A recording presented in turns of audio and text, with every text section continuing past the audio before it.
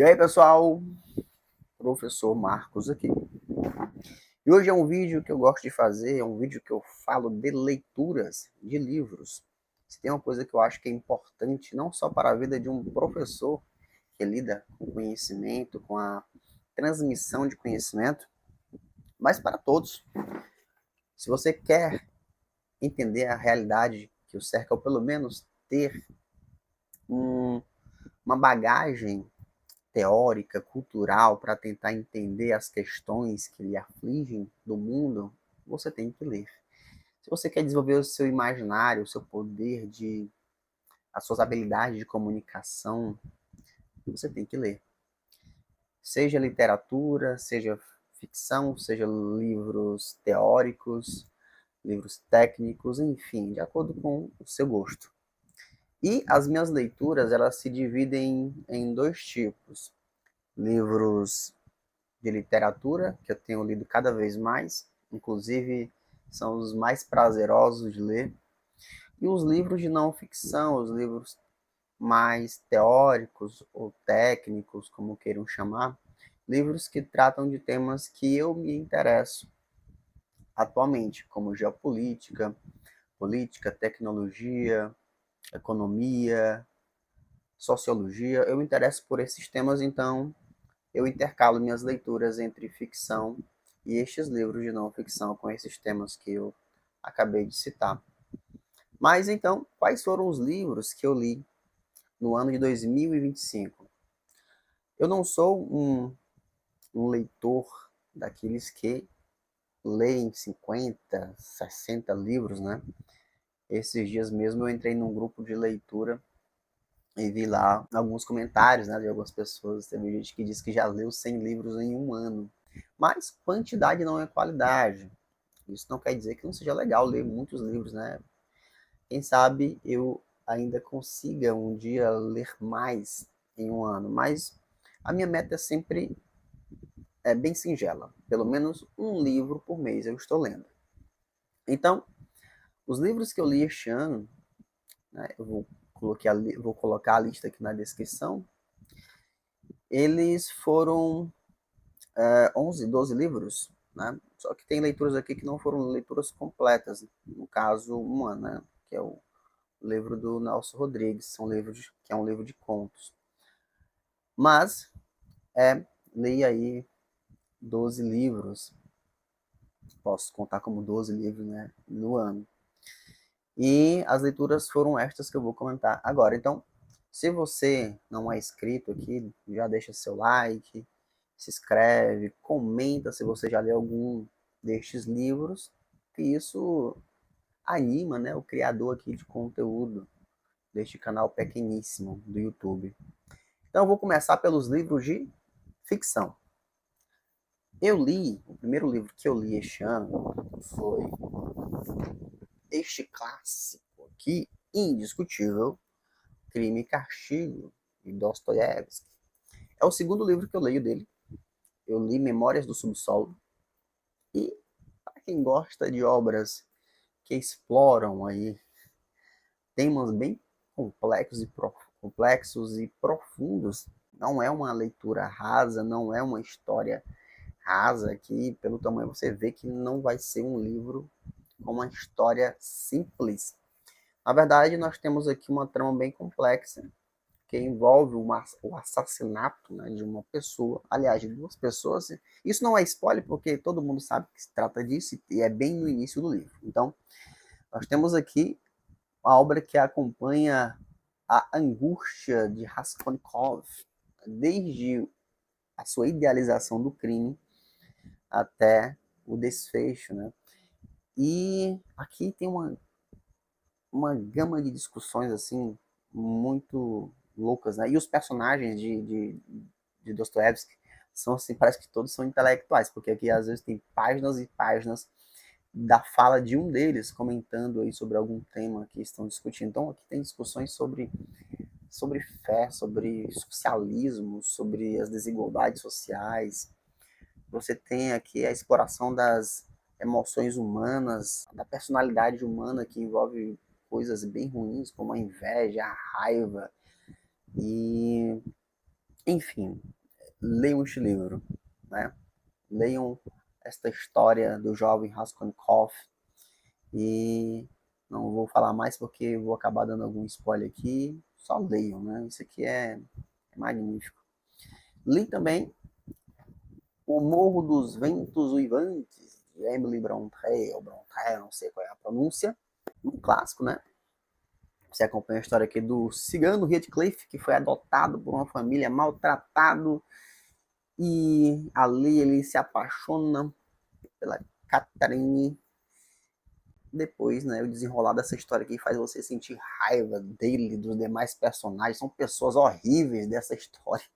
Envolve inveja, vingança, muita coisa ruim, mas também é uma história bem interessante. Morro dos Ventos Uivantes. Li esse quadrinho aqui, deixa eu pegar que é grande, pesado. O Eternauta. Esse aqui, isso aqui é uma obra magnífica de ficção científica. É um quadrinho, tá? Um livro, mas é gigantesco. Uma obra assim sensacional. Saiu a série, eu não assisti a série. Comecei a assistir o primeiro episódio, mas não continuei. E do que se trata aqui? Bom, aqui conta a história de uma invasão alienígena e os protagonistas, né, são algumas pessoas. A história se passa na Argentina. Nós temos aqui o personagem Juan Salvo, que ele aparece, né, misteriosamente aí como um viajante do tempo na casa de um roteirista de quadrinho, ou é de um desenhista, acho que é um roteirista de quadrinho, e ali ele começa a contar a história desta invasão, que começa com uma nevasca, né, uma neve estranha que cai, as pessoas vão morrendo, e aí eles vão encontrando alguns seres. Então é uma história que fala de resistência, né? Tem aqui uma mensagem política muito forte, até pelo fato do momento histórico em que essa história foi escrita, né? Um momento aí muito tenso da política argentina, e vale muito a pena ler. Tá? É aquele tipo de obra que você, quando está acabando, você, poxa, vai acabar a história, né?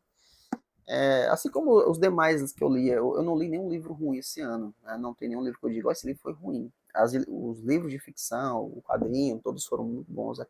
Foram livros, obras que eu me apeguei na leitura e queria que a história continuasse. Né? Eu não estou falando aqui na ordem que eu li, né? O primeiro, o último, mas é aleatório. Li alguns contos do Nelson Rodrigues. Nelson Rodrigues, ele tem uma narrativa bem direta, as histórias são bem, assim, são curtas as histórias, você não tem assim, uma reviravolta muito complexa, apesar de ter sim, né? Mas qual é o tema aqui que eu vejo central das histórias? Até agora eu li aqui quantos contos? Eu já li 16 contos deste livro. Né? Estou ainda no início, só li aqui 100 páginas, né, dele. E as, o foco aqui são os conflitos humanos bem a brasileira, né? Sabe aquelas fofocas que você sabe da vida alheia, de fulano que traiu fulano, que sabe aquelas histórias mirabolantes, principalmente ligadas a relacionamentos amorosos. Então, você encontra aqui nestes contos. E eu gosto dessas histórias que nos mostram a vida como de fato ela é, e por isso o tema, né? A vida como ela é. Enfim, vou continuar lendo em 2026, né? Outra obra que eu li foi O Alienista, de Machado de Assis. Para quem gosta de Machado de Assis, né? Mais uma obra-prima. Aqui nós temos a história do Simão Bacamarte, que abre aí um manicômio, né? Uma casa psiquiátrica. E ali, meu amigo, ele começa a internar as pessoas de forma bem arbitrária, o que ele considera loucura.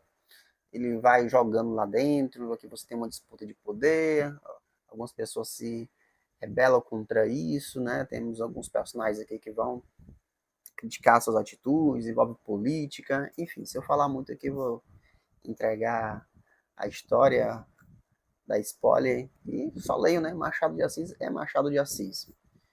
Gênio da literatura brasileira, indiscutível. E o último que eu li, e um dos melhores, O Fim da Eternidade, de Isaac Asimov. Isso aqui merece uma adaptação, uma série. Pelo número de capítulos, deixa eu ver aqui, nós temos 18 capítulos. 18 capítulos, dá para fazer uma série com acredito que até 3 temporadas, sendo episódios grandes, ou 2. Enfim, isso aqui é bom demais. Para quem gosta de viagem no tempo, paradoxos associados a questões morais, filosóficas, esse livro aqui é um prato cheio. Nós temos aqui a história de Andrew Harlan, que é um técnico deste universo. Neste universo aqui, foi descoberto um campo temporal por volta do século 24, e no século 27 ele começa a ser executado e cria-se ali uma instituição onde pessoas que são chamadas de eternos trabalham com mudanças da realidade. E em meio a isso, né, temos uma trama romântica também. Arlan se apaixona, é a parte que até me irritou na história, né, o jeito como ele age por conta dessa paixão. Mas enfim, tem toda uma trama que é amarrada e o final é sensacional. Rapaz, isso aqui é bom demais. Isso aqui deveria virar um filme, não, porque ia ser muito grande. Eu acredito que uma série é melhor. Isaac Asimov, leia esse livro, O Fim da Eternidade. Muito bom. E agora nós vamos para as obras de não ficção. Vamos lá. Eu li mais um livro de Byung-Chul Han, Infocracia. O Byung-Chul Han, né, eu acredito que ele é um cara assim, que escreveu uma série de coisas que daria um livro gigantesco, e ele vai lançando em pedacinhos. Olha só, eu já li A Sociedade do Cansaço, já li Psicopolítica, eu acho que é esse o nome do livro, o outro que eu li. E agora eu li Infocracia. Esse livro trata de como as tecnologias de informação estão moldando a forma como a democracia, a política e a organização social acontece. E isso tem alterado nossa forma de interagir, né? A interação social, a forma como se ascende ao poder. Ele fala aqui que nós vivemos por muito tempo em um tempo em que os debates eram possíveis, né? A comunicação na cultura livresca, por exemplo, lá do século XIX, era uma comunicação muito mais, digamos que honesta, onde as pessoas davam sua opinião, tinha ali a opinião contrária, havia um debate, as pessoas poderiam formar suas ideias de forma muito mais concretas.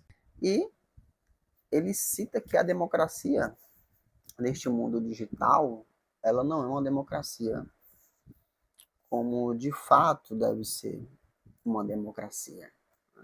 Aqui nós vamos ter o mundo sendo organizado pelos interesses daqueles que controlam a comunicação. E hoje a comunicação é a internet. E aí nós sabemos quais são as grandes empresas, os países que dominam essas tecnologias, sabemos quem pode ter o poder da informação na mão. Nós vamos ter a disseminação de informações falsas, nós vamos ter decisões políticas sendo tomadas de forma arbitrária. A discussão aqui é longa, tá? Apesar de o livro ser curtinho. Li o nosso geógrafo brasileiro Milton Santos, Técnica, Espaço, Tempo. Bom, eu tenho 2 vídeos aqui enormes falando sobre esta obra, tá? Depois vejam lá. Aqui Milton Santos fala sobre o desenvolvimento tecnológico da sociedade e as implicações desse desenvolvimento no espaço geográfico, né? O espaço que ele define como um conjunto indissociável de sistema de objetos e sistema de ações. Hoje nós vivemos rodeado por objetos cada vez mais artificiais, e isso levou à globalização tal como nós a conhecemos. Milton Santos é uma leitura complexa. Leiam, assistam, quer dizer, o vídeo que eu fiz sobre a obra. Tá? Vão lá, comentem, curtam o vídeo, dê um trabalho danado. Né? YouTube não entrega para ninguém. Li esse livro aqui, Os Novos Senhores do Mundo. Livrozinho, esse livro aqui eu não vejo ninguém comentando. Eu até procurei na internet, não vi nenhum comentário sobre ele. Outros canais. Tem documentários sobre o John Pilger, o autor. Ele era um jornalista que cobriu vários conflitos, né, no mundo. E esse livro aqui é uma baita crítica às ações ocidentais, principalmente norte-americanas, do Oriente Médio. Se você é um fã dos Estados Unidos e acredita que o inimigo é só ali o, o jihadismo, né, a jihad islâmica, os terroristas do Oriente Médio, você vai ver o quanto a geopolítica ela não é romântica, ela não é feita de uma divisão simples de vilões e mocinhos, na verdade, é um emaranhado de variáveis, né, de atitudes, por muitas vezes cruéis mesmo, tá? Para se alcançar um objetivo. Né? Os estados, nação, às vezes fazem coisas brutais. E assim, aqui ele vai citar alguns exemplos, né? Por exemplo, uma intervenção política que o Ocidente fez na Indonésia, que levou à instalação de uma ditadura. O caso da guerra do Afeganistão, como a guerra ao terror afetou um país pobre, paupérrimo, causou a morte de milhares de crianças. A complexa, a complexa trama que leva ali ao enfrentamento do Saddam Hussein, como as contradições levaram a Saddam Hussein, por exemplo, os Estados Unidos chegou a apoiar aquele ditador em um determinado momento, quando ele foi útil, enfrentando a Síria, mas depois, né, o combate ali como um ditador que causa um terror em seu país. Sim, era um ditador, fez atrocidades, mas as ações norte-americanas também tiveram suas consequências gravíssimas ali. É um livro interessante. Leiam para confrontar suas crenças, suas ideias, né? Para você entender que a geopolítica é um negócio bem complexo. Não dá para analisar ela em um modelo maniqueísta. Os Engenheiros do Caos. Esse livro eu li recentemente, do italiano Giuliano da Empoli. E esse livro ele casa um pouco com o do Byung-Chul Han, da Infocracia. Ele vai trabalhar a questão de como as tecnologias de informação atuais, a internet, as redes sociais, os algoritmos estão sendo utilizados por aqueles, né, que querem ascender ao poder. E geralmente por populistas, tanto de extrema direita como de extrema esquerda, que propagam as suas ideias, alimentam a cólera das pessoas, o ódio por questões sociais, que são até mesmo válidas, mas que são embrulhadas em notícias falsas, teorias de conspiração, e isso faz com que as pessoas se fechem em bolhas, se tornem extremas em suas ideias, em suas análises políticas, e por conta do algoritmo elas se prendem a um grupo que confirma suas crenças e não consegue olhar para o outro lado, não consegue ver a opinião alheia, sempre encara como um inimigo, aquele que tem ideias contrárias, e isso leva a polarização, leva a conflitos. E é um livro também bem interessante, tá? Então, leiam aqui esta obra do Giuliano. E li algo que não tem nada a ver com as coisas que eu leio, né? Li por curiosidade, Uma Breve História do Tempo. Esse aqui é um dos primeiros livros, então não lembro tanto, né, do que eu li aqui, até porque é física. Eu não entendo nada de física, gente. Mas, enfim, ele se propõe a analisar a origem do tempo, ou do espaço-tempo, né? A partir ali do Big Bang, ele vai trabalhar aqui a questão do Big Bang, ele vai tentar fazer uma ponte entre a física ali, a teoria da relatividade com a física quântica, né? E você vai ver aqui como o universo tem leis bem mais observáveis e precisas em uma escala macro, né? Os corpos celestes, as macroestruturas do universo tendem a se comportar com determinadas leis que são, digamos assim, mais previsíveis, mais fáceis de entender, acho que é isso. E já no mundo quântico, meu amigo, as pequenas partículas ela se comporta de um jeito totalmente imprevisível. E como fazer uma ponte entre o mundo quântico e essa física da teoria geral da relatividade, a física newtoniana, a física de Einstein? Bom, digamos que eu entendi 50% do que eu li aqui, mas valeu a pena a tentativa.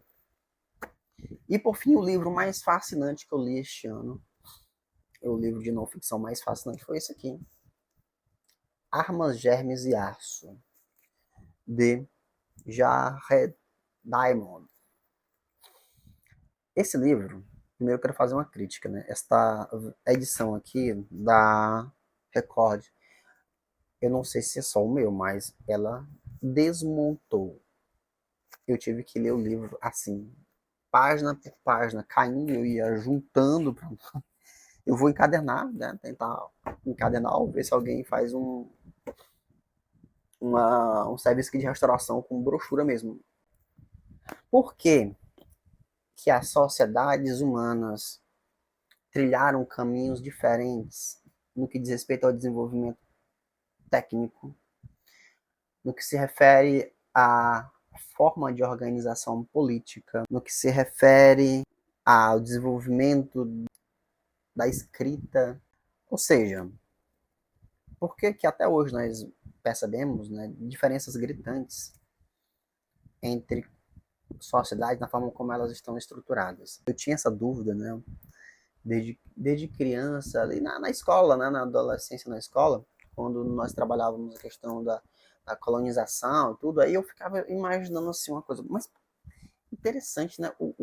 Os europeus chegaram aqui, eles já dominavam a navegação, eles tinham uma hierarquia social muito mais estruturada, né? Já era um reino, tinham tecnologia, armas até de fogo já existiam naquela época, né? Dominavam já a escrita, tinha uma religião institucionalizada, e os povos nativos aqui da América, não todos, tá? Nós tínhamos sociedades também bem sofisticadas, como os astecas, mas boa parte dos povos, principalmente sul-americanos, eram seminômades, alguns ainda caçadores-coletores, em uma escala histórica, né? Poderíamos dizer que estavam ainda no Paleolítico.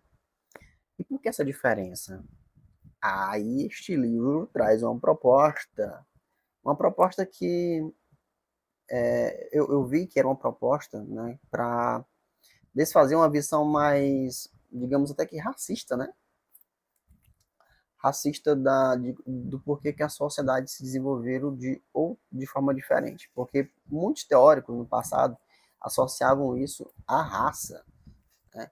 Inclusive diziam que povos, por exemplo, os povos africanos, eram uma raça inferior e por isso não se desenvolveram tecnologicamente tal como os europeus. Mas ele traz aqui uma outra visão, né? Até porque isso é pura burrice, né? Não existe nenhuma, nenhuma confirmação científica de que os povos negros têm uma intelectualidade, têm uma cognição inferior aos povos europeus ou asiáticos, enfim. Qual é a questão aqui? Ele aponta que as sociedades que primeiro desenvolveram a agricultura se tornaram sedentárias, aumentaram o número de indivíduos, criaram hierarquias políticas que poderiam ali proporcionar um avanço técnico, até porque nem todo mundo sairia caçando, pescando, coletando. Então, o sedentarismo levou à inovação tecnológica, levou ao surgimento de sistemas de comunicação, à escrita, e fez com que eles desenvolvessem armas, dominassem o aço, desenvolvessem imunidade a doenças, porque tiveram contato com animais, com a domesticação de animais, né? A agricultura e a domesticação de animais. Foram desenvolvendo genes, desenvolvendo imunidade, e aí essas sociedades se tornaram extremamente mais complexas, mais fortes no sentido, né, militar. E aí, meu amigo, quando eles chegavam em lugares onde as sociedades não tinham passado por estas etapas, eles as dominavam, eles as exploravam, eles até mesmo as eliminavam, como aconteceu em muitos lugares do mundo. E essa eliminação, às vezes, não era nem pelo combate, simplesmente pelo contato, transferir as doenças, transmitir as doenças. Mas, sim, mas em todo lugar não dava para ter agricultura. Bom, aí ele vai falar aqui, né, que não, nem todos os lugares do mundo tinham as condições ideais para o desenvolvimento da agricultura e a domesticação de animais. E aqui, meu amigo, ele vai entrar em várias áreas do conhecimento, na história, na biogeografia, na linguística. Cara, esse livro aqui é sensacional. Interessante demais. Demais mesmo, se você quer ter uma visão do desenvolvimento das sociedades e até mesmo pensar, né, em como esta origem, lá há 10, 12 mil anos, quando começou a agricultura, porque até então ali, todo mundo, todas as sociedades humanas viviam ali, caçando, coletando, mas, né, neste momento da história em que a agricultura começou a ser executada, e ele cita aqui que iniciou, né, o lugar mais antigo ali no Crescente Fértil, né, a região do Oriente Médio. Outros lugares também se desenvolveram de forma autônoma, como ali, provavelmente na China e alguns lugares da África. Enfim, estas sociedades, elas trilharam, saíram na frente, né, no desenvolvimento tecnológico, social, político, enfim, se diferenciaram. Aqui a discussão, ela foca nesses tópicos, né, mas também tem outros pontos interessantes, como também o desenvolvimento das ideias, né, as ideias, as filosofias, ou os indivíduos, até mesmo, eles, lá no final do livro ele fala sobre os indivíduos com com certas idiosincrasias que movimentaram o mundo, né? Indivíduos que levaram à criação de impérios, que as suas ideias mudaram a forma de pensar de uma grande quantidade de pessoas, enfim. Não dá para me falar em alguns minutos sobre esta obra aqui. Fica a indicação, leiam. E é isso. Eu ia esquecendo de um, mas lembrei, né? Aliás, eu já terminei o vídeo e lembrei agora. Eu li também O Menino do Pijama Listrado. Eu não tá aqui o livro porque esse livro eu peguei emprestado de uma aluna minha. Eu estava lendo, né, na aula, e eu olhei e vi o livro e ela. Eu disse que nunca tinha lido, né? Ela, pois pega, me emprestou, eu li o livro. Bom, a história, acho que a maioria já conhece, né? A história do menino Bruno, filho de uma pessoa que trabalha, né, para aquele infeliz lá do período da Segunda Guerra Mundial alemã, e eles se mudam para um campo de concentração. Nós temos uma história muito bonita ali de amizade, entre o Bruno e o Smul, acho que é Smul, o menino que está lá no campo de concentração. O fim nós já sabemos, né, o que é que acontece. É um livro que discute as mazelas aí daquele período da história, né, aquele triste período da história da humanidade, que teve consequências gravíssimas. Mas é isso aí. Também teve o Menino do Pijama Listrado, né? Também esteve nas minhas leituras de 2025. Então foram em total 13 livros, né? 13 livros que nós apresentamos aqui no vídeo. Tá? 13 livros que eu li em 2025. Estas foram as leituras que me acompanharam em 2025. Espero que tenham gostado do vídeo. O professor Marcos agradece a atenção de vocês e até a próxima.